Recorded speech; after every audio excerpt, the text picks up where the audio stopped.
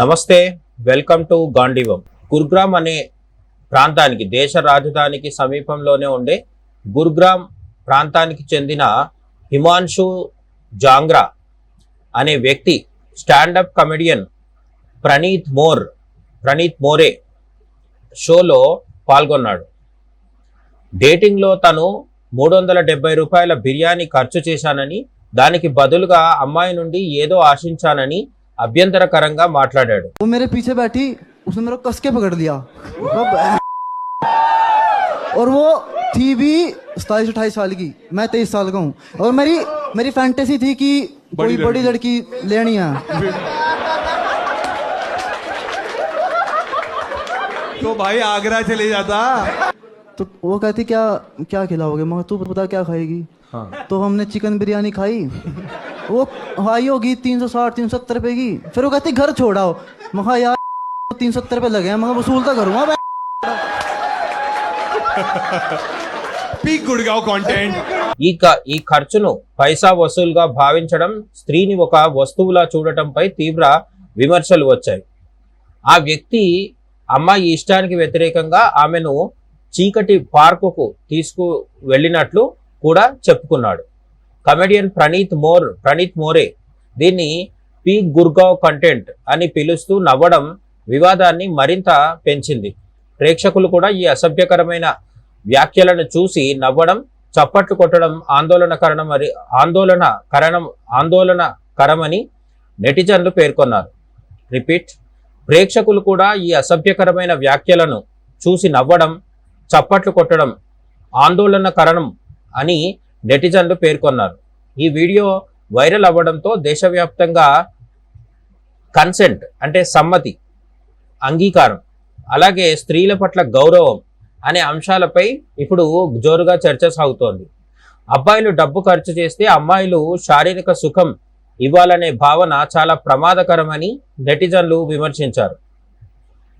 మనం చెప్పుకున్న stand up comedian ఉదంతంలో stand up కమెడియన్తో మాట్లాడుతూ ఎదుటి వ్యక్తి పాల్గొన్న వ్యక్తి చెప్పింది ఏంటంటే, 370 రూపాయల ఖర్చు చేసి బిర్యానీ తినిపించినందుకు ఆ అమ్మాయి నుంచి తాను లైంగిక సుఖం పొందానని, ఆమె ఇష్టాలతో తనకు ప్రమేయం లేదని, తాను డబ్బులు ఖర్చు చేశాను కాబట్టి ఆ అమ్మాయి నుంచి లైంగిక సుఖాన్ని ఆశించడం తప్పు కాదన్నట్టుగా అతను మాట్లాడడం జరిగింది. ఇప్పుడు అది చాలా మందికి ఆగ్రహం తెప్పిస్తోంది. అబ్బాయిలు డబ్బు ఖర్చు చేస్తే అమ్మాయిలు శారీరక సుఖం ఇవ్వాల్సిందేననడం ఎంతవరకు సమంజసం అని నైతిక చర్చ సాగుతోంది. ఈ ఘటన రేప్ కల్చర్ను పరోక్షంగా ప్రోత్సహిస్తుందని చాలా మంది ఆందోళన వ్యక్తం చేశారు.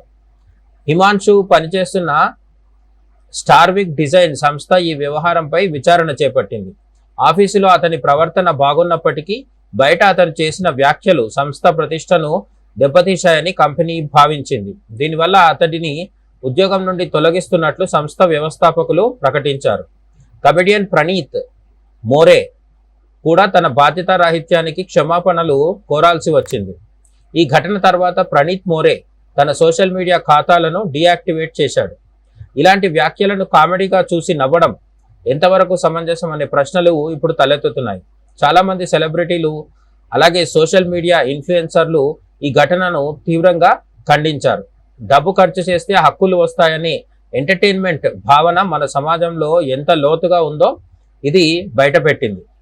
మహిళా భద్రత, వారి ఇష్టాల కంటే డబ్బు ముఖ్యమా అనే చర్చ మొదలైంది. కామెడీ పేరుతో అసభ్యకరమైన విషయాలను ప్రోత్సహించడం సరికాదని నెటిజన్లు హెచ్చరిస్తున్నారు. ఈ ఘటన అబ్బాయిలను ఎలా పెంచాలో, గౌరవం అంటే ఏమిటో వారికి నేర్పించాల్సిన అవసరాన్ని కూడా ఇప్పుడు గుర్తు చేస్తోంది. బాధితురాలు ఆ సమయంలో ఇబ్బంది పడినా ఆమె అనుమతి లేకుండా ప్రవర్తించడం ఘోరమైన చర్య. చాలామంది మహిళలు తమ డేటింగ్ అనుభవాలను షేర్ చేస్తూ ఇటువంటి పురుషులతో భయం వేస్తుందని చెప్పారు. సోషల్ మీడియాలో 370 రూపాయల బిర్యానీ ఇప్పుడు ఒక మీమ్గా మారినప్పటికీ దాని వెనుక ఉన్న ఆలోచన అసహ్యకరమైనది. ఒక చిన్న క్లిప్ ద్వారా వ్యక్తి ఆలోచన విధానం బయటపడడం ఈ కాలంలో ఎలా ఉంటుందో దీనికి ఇదే నిదర్శనం. ఉద్యోగం పోయినప్పటికీ ఆ వ్యక్తికి తన తప్పు తెలుసుకునే అవకాశం ఉండాలని కంపెనీ అధినేత పేర్కొన్నారు. బాధ్యతారహితంగా మాట్లాడే ముందు ప్రతి ఒక్కరూ పరిణామాలను ఆలోచించుకోవాలని ఈ ఘటన హెచ్చరిస్తోంది. కన్సెంట్, తెలుగులో చెప్పుకుంటే సమ్మతి లేదా అంగీకారం అనేది స్త్రీల వ్యక్తిగత హక్కు.